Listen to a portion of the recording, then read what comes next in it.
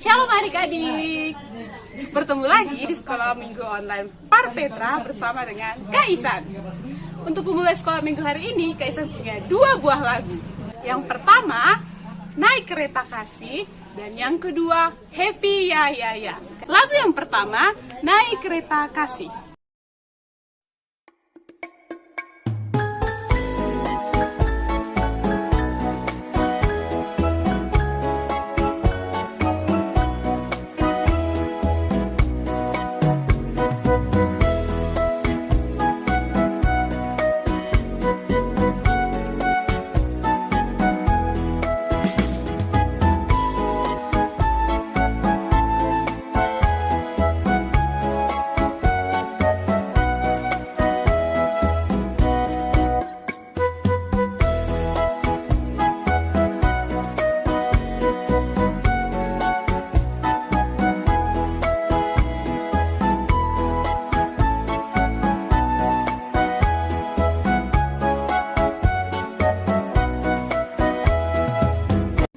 Lagu yang kedua, Happy Ya Ya Ya. Silakan.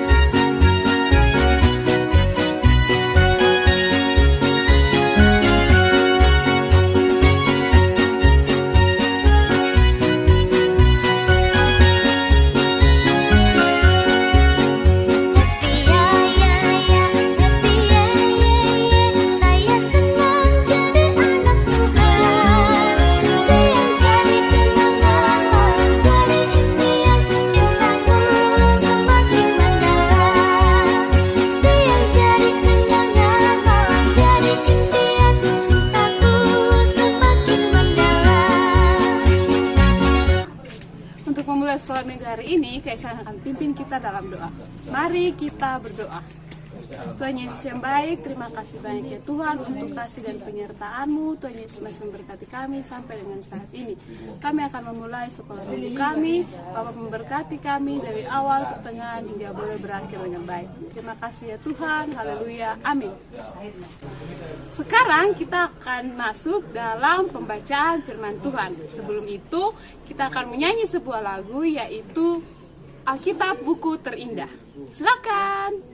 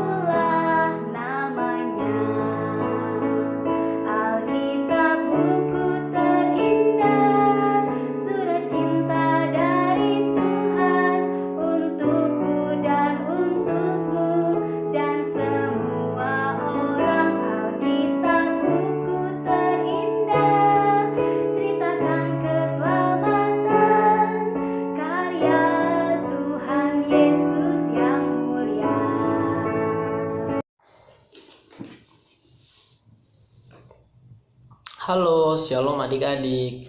Nah, tadi adik-adik sudah bersama-sama dengan Kak Isan, sudah memuji dan memuliakan nama Tuhan. Tiba saatnya untuk kita boleh membaca dan merenungkan firman Tuhan. Tapi sebelum itu, sebelum kita membaca dan merenungkan firman Tuhan, marilah kita menghadap Tuhan dalam doa. Kita berdoa. Terpujilah namamu ya Bapa. Terima kasih untuk berkat dan anugerahmu yang terus kami anak-anakmu rasakan dalam kehidupan kami hari lepas hari ya Bapa. Tuhan, kami sudah memuji dan memuliakan namamu. Kini tiba saatnya kami anak-anakmu untuk mendengarkan sedikit dari kebenaran firman-Mu ya Bapa. Kami akan membaca dan merenungkan firman-Mu. Kiranya Engkau boleh memberkati, hadir dalam hati kami ya Bapa, sehingga firman yang kami baca dan kami renungkan ini boleh tertanam dalam hati dan pikiran kami, boleh menjadi pelita terang bagi jalan hidup kami ya Tuhan. Berkati kami anak-anak-Mu ya Bapa, di dalam nama Tuhan Yesus, Tuhan dan Juru Selamat kami telah berdoa. Haleluya Tuhan, amin. Nah, kita akan masuk dalam pembacaan Alkitab. Firman Tuhan kita pada hari ini terambil dalam kitab Yesaya, pasalnya yang ke-6, ayat 1 hingga ayatnya yang ke-8, lalu pasalnya yang ke-40, ayatnya yang pertama hingga ayatnya yang ke-5. Oleh karena itu, adik-adik boleh siapkan Alkitab masing-masing. Untuk adik-adik yang belum bisa membaca, boleh didampingi oleh orang tua untuk membacakannya kepada adik-adik. Atau adik-adik yang sudah bisa membaca, boleh membacanya bersama-sama dengan kakak nanti. Nanti kakak juga akan membacakannya untuk adik-adik semua di rumah sehingga boleh mendengarkannya. Nah, yang pertama dalam Yesaya pasalnya yang ke-6 ayat 1 hingga ayat yang ke-8, di bawah perikop Yesaya mendapat panggilan Allah. Dalam tahun matinya Raja Uzia, aku melihat Tuhan duduk di atas tahta yang tinggi dan menjulang, dan ujung jubahnya memenuhi bait suci. Para serafim berdiri di sebelah atasnya, masing-masing mempunyai 6 sayap. 2 sayap dipakai untuk menutup muka mereka, 2 sayap dipakai untuk menutup kaki mereka, dan 2 sayap dipakai untuk melayang-layang. Dan mereka berseru seorang kepada seorang, katanya, Kudus, kudus, kuduslah Tuhan semesta alam. Seluruh bumi penuh kemuliaannya. Maka bergoyanglah alas ambang pintu disebabkan suara orang yang berseru itu. Dan rumah itu pun penuhlah dengan asap. Lalu kataku, celakalah aku binasa, sebab aku ini seorang yang najis bibir. Dan aku tinggal di tengah-tengah bangsa yang najis bibir. Namun mataku telah melihat sang raja, yakni Tuhan semesta alam. Tetapi seorang daripada serafim itu terbang mendapatkan aku. Di tangannya ada bara yang diambilnya dengan sepit dari atas mezbah. Ia menyentuhkannya kepada mulutku serta berkata, Lihat, ia telah menyentuh bibirmu, maka kesalahanmu telah dihapus, dan dosamu telah diampuni. Lalu aku mendengar suara Tuhan berkata, Siapakah yang akan kuutus, dan siapakah yang mau pergi untuk aku? Maka sahutku, ini aku, utuslah aku. Lalu kita lanjut pada pasalnya yang ke-40 di bawah perikop keselamatan untuk bangsa yang di dalam pembuangan, berita kelepasan. Ayatnya yang pertama hingga ayatnya yang ke-5. Ayatnya yang pertama, hiburkanlah umatku, demikian firman Allahmu. Tenangkanlah hati Yerusalem dan serukanlah kepadanya bahwa perhambaannya sudah berakhir, bahwa kesalahannya telah diampuni, sebab ia telah menerima hukuman dari tangan Tuhan 2 kali lipat karena segala dosanya. Ada suara yang berseru-seru, persiapkanlah di padang gurun jalan untuk Tuhan, luruskanlah di padang belantara jalan raya bagi Allah kita. Setiap lembah harus ditutup dan setiap gunung dan bukit diratakan. Tanah yang berbukit-bukit harus menjadi tanah yang rata, dan tanah yang berlekuk-lekuk menjadi dataran. Maka kemuliaan Tuhan akan dinyatakan dan seluruh umat manusia akan melihat bersama-sama. Sungguh Tuhan sendiri telah mengatakannya. Nah, demikian jauh pembacaan firman Tuhan. Shalom. Baik, kakak akan bercerita untuk adik-adik semua. Kakak akan berbagi firman Tuhan untuk adik-adik semua. Nah, tema yang kakak akan bagikan pada adik-adik semua pada hari ini adalah bawalah harapan bagi sesama. Sekali lagi, bawalah harapan bagi sesama. Nah, tadi kita membaca dalam dua pasal. Yang pertama pada Yesaya pasal 6 ayat 1 hingga ayat ke-8, dan Yesaya pasal 40 ayat 1 hingga ayatnya yang ke-5. Nah adik-adik, pada Yesaya pasalnya yang ke-6 ayat 1 hingga ke-8, di situ ada pemanggilan Yesaya sebagai nabi. Nah, pemanggilan Yesaya sebagai nabi itu terjadi pada tahun kematian Raja Uzia, yaitu tahun 742 sebelum Masehi.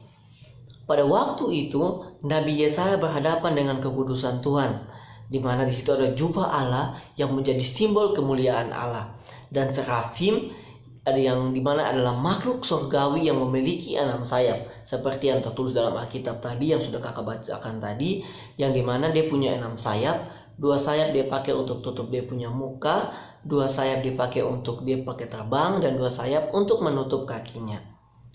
Nah, dalam itu Tuhan mengutus Yesaya untuk menyampaikan berita penghukuman bagi umat Israel yang sungguh-sungguh telah keras hati. Mereka telah jauh dari Tuhan.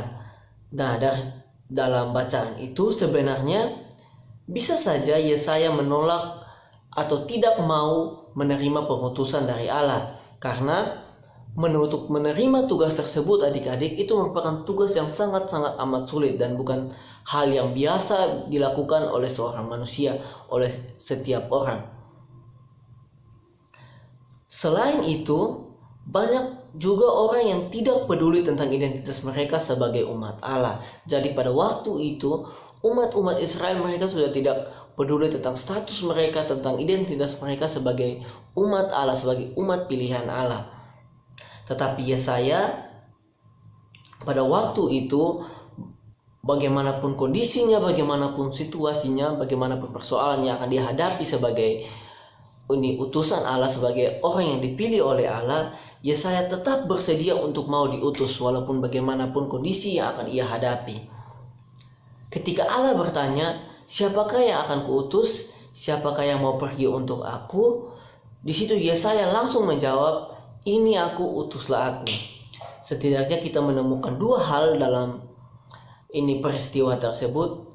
Yang pertama, ketika kita berhadapan dengan kekudusan Allah, ketika Yesaya berhadapan dengan kekudusan Allah, Nabi Yesaya segera menyadari bahwa ia manusia yang celaka. Karena apa? Karena ia telah melihat kekudusan Allah. Bahkan pada saat itu serafim pun tidak tahan melihat kekudusan Allah. Tetapi Nabi Yesaya di situ ia telah melihat kekudusan Allah sehingga ia menyadari bahwa keberadaan dia sebagai manusia yang berdosa, yang gentar di hadapan kekudusan Allah. Perjumpaan Nabi Yesaya dengan Allah dalam kekudusan ini mendorong ia untuk bersedia diutus oleh Allah. Ketika mulutnya disucikan, ketika kesalahannya dihapus dan dosanya diampuni, Nabi Yesaya menyadari panggilan ini merupakan anugerah bagi dirinya. Lalu jika adik-adik membaca dalam kitab Yesaya pasal 40 ayat 1 hingga ayat yang kelima, pada bagian ini adalah salah satu seruan Yesaya bagi umat Israel, di mana ia membawa berita pengharapan tentang Mesias yang akan datang melepaskan mereka. Yesaya menghibur dengan kabar bahwa penghukuman akan segera berakhir dan keselamatan itu akan datang dari Tuhan. Berita kelepasan ini membawa harapan bagi umat Israel yang pada waktu itu sedang ada di tengah-tengah pembuangan. Dengan bersedianya Nabi Yesaya diutus Allah untuk menegur sekaligus menghibur hati umat Israel, maka ada harapan perbaikan dapat terjadi di masa yang akan datang bagi umat Israel. Jika merenungkan hal ini pada konteks masa kini adik-adik, pada waktu ini, pada saat ini, sebagai anak-anak yang sudah dikuduskan dan diselamatkan oleh Allah, kita diingatkan untuk bersedia menerima tugas pengutusan dari Allah dan membawa harapan bagi orang-orang di sekitar kita, bagi sesama kita, bagi siapapun orang-orang itu.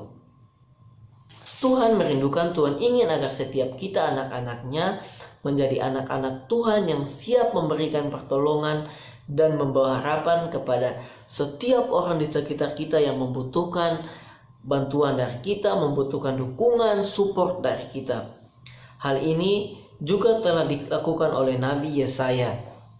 Nabi Yesaya bersedia untuk memenuhi panggilan dari Tuhan untuk membawa dan menyuarakan pengharapan bagi umat Israel meskipun ia harus menghadapi kesulitan karena kekebalan hati mereka.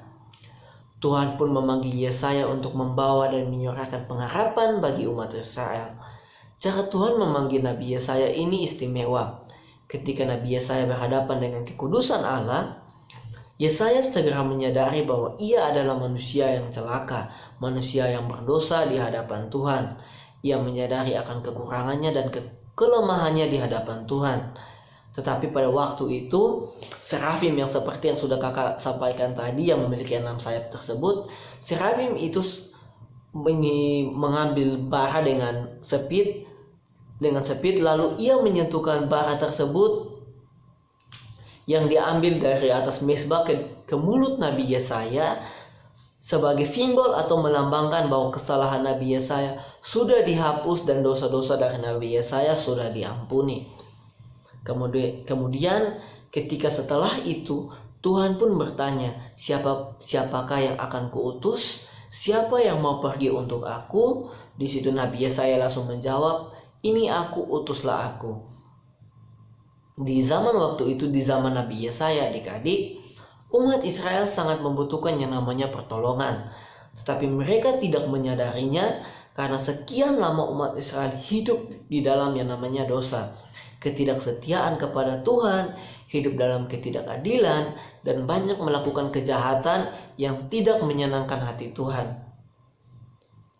Nabi Yesaya dipanggil Tuhan untuk menyampaikan penghukuman Tuhan agar mereka menyadari segala dosa dan kesalahan mereka. Lalu umat Israel bisa berbalik kepada Tuhan. Apa yang menjadi puji syukur bukan hanya berita penghukuman dari Tuhan yang disampaikan Nabi Yesaya, tetapi Nabi Yesaya juga menyampaikan sebuah berita yang positif, berita yang berbahagia, kabar gembira, perhatian dan pengharapan dari Tuhan untuk umat Israel. Umat Israel memang akan mendapatkan penghukuman dari Allah karena mereka telah melakukan segala dosa, segala kejahatan. Tetapi penghukuman itu akan segera berakhir dan keselamatan dari Tuhan akan segera datang untuk umat Israel. Nah, kesediaan Nabi Yesaya diutus Tuhan untuk menegur sekaligus menghibur hati umat Israel ini memberikan harapan bagi umat Israel untuk memperbaiki diri di masa yang akan mendatang. Sama seperti Nabi Yesaya yang dipanggil dan diutus oleh Tuhan, Tuhan juga menghendaki kita sebagai anak-anaknya untuk menjadi pembawa harapan bagi orang-orang di sekitar kita yang membutuhkan pertolongan. Tuhan menghendaki adik-adik semua untuk membawa harapan, membawa kabar gembira, membawa sebuah harapan kepada orang-orang yang ada di sekitar adik-adik. Terlebih lagi di tengah-tengah situasi dan kondisi saat ini, kita mungkin banyak melihat orang-orang yang susah, orang-orang yang menderita, orang-orang yang perlu pertolongan dari kita, orang-orang yang membutuh bantuan dan uluran tangan dari kita semua.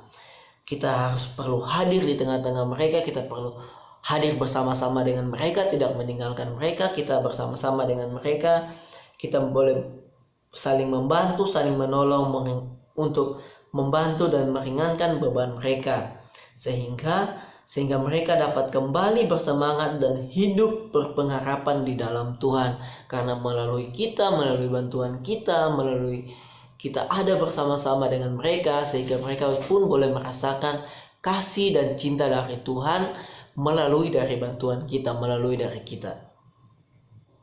Mungkin ada kenalan adik-adik, teman adik-adik yang sedang sakit, adik-adik bisa ada untuk mendoakan mereka, ataupun teman-teman atau adik-adik melihat ada orang-orang yang membutuhkan bantuan dari adik-adik, adik-adik bisa hadir untuk memberikan bantuan, mensupport mereka, yang terlebih lagi adik-adik boleh mendoakan untuk kebaikan mereka. Sehingga dimanapun adik-adik berada, adik-adik selalu membagikan kasih Kristus, membagikan cinta Kristus, membawa semangat, sukacita dan harapan kepada orang-orang di sekitar kita. Marilah kita boleh menjadi berkat untuk sesama kita. Nah, demikian yang bisa kakak sampaikan untuk adik-adik. Selamat hari Minggu, selamat beribadah. Tuhan Yesus memberkati adik-adik semua. Shalom. Baik adik-adik, kita akan masuk dalam persembahan. Nah, persembahan yang adik-adik siapkan, adik-adik titipkan kepada orang tua untuk dibawakan ke gereja. Untuk persembahan, kita akan menyanyikan satu buah lagu berjudul Adalah Sukacita di Hatiku.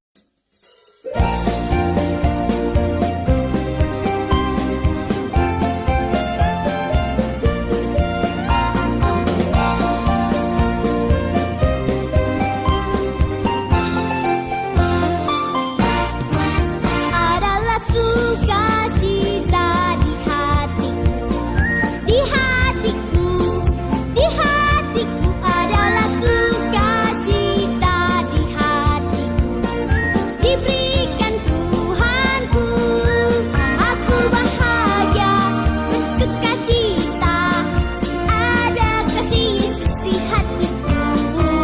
Aku bahagia bersukacita, ada kasih Yesus di hatiku.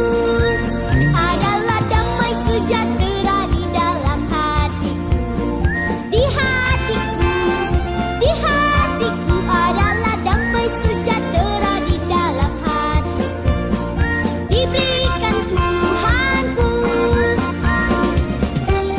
Kita akan masuk dalam doa syafaat. Mari kita berdoa. Tuhan Yesus yang baik, terima kasih untuk kasih dan penyertaan dari Tuhan dalam kehidupan kami. Kami sudah memulai sekolah minggu kami dari awal, pertengahan, hingga berakhir dengan baik. Tuhan Yesus memberkati firman Tuhan yang telah kami dengar, biarlah menjadi pedoman dalam kehidupan kami hari lepas hari. Tuhan Yesus, kami juga sudah memberikan persembahan. Bapa memberkati persembahan ini, biarlah berguna untuk pelayanan gereja-Mu, Tuhan. Bapa di sorga, saat ini kami datang, kami membawa setiap pergumulan kami sebagai anak sekolah minggu dalam pendidikan kami bawa semua ke dalam tangan kasih Tuhan. Tuhan Yesus memberkati kami dalam sekolah kami, ya Tuhan. Orang tua kami, berikan mereka kesehatan, umur yang panjang, untuk selalu ada bersama-sama dengan kami. Kami akan mengakhiri sekolah minggu kami hari ini. Terima kasih banyak Tuhan Yesus, haleluya, amin. Mengakhiri sekolah minggu kita hari ini, kita angkat satu pujian dengan judul Jalan Serta Yesus. Silakan.